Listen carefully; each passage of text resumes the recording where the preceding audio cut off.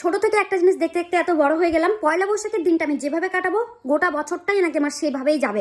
আর সেই অনুযায়ী পয়লা বৈশাখের দিনটা ভালোভাবে খাওয়া, ঘোরা ফেরা, নতুন পোশাক পরা, মা আমার সাথে ভালো ব্যবহার করে। ওই একটা দিন যেদিন আমার মা আমার সাথে একটু মানুষের মতো ব্যবহার করে, নাহলে গোটা বছর আমার মা আমার সাথে কুকুরের জামার মতো ব্যবহার করে। আমি যা পছন্দ করি, আমার পছন্দ মতো রান্না করে, আমি যা খেতে ভালোবাসি, আমাকে একটা নতুন জামা কিনে দেয়।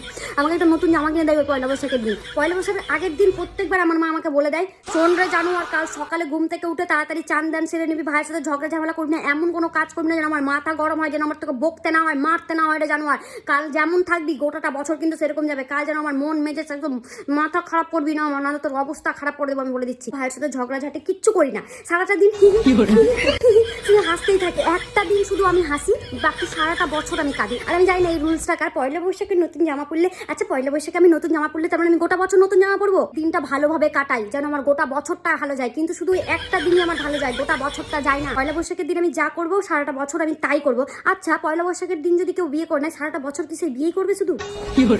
ভাইটাল বিষয় আছে ভাই, আমি মাকে জিজ্ঞেস করে আসি দাঁড়াও। ও হ্যাঁ, তোমরাও কি পয়লা বৈশাখে আমার মাকে এরকম করো? কমেন্টে জানাও। শোনো অবশ্যই সকলকে।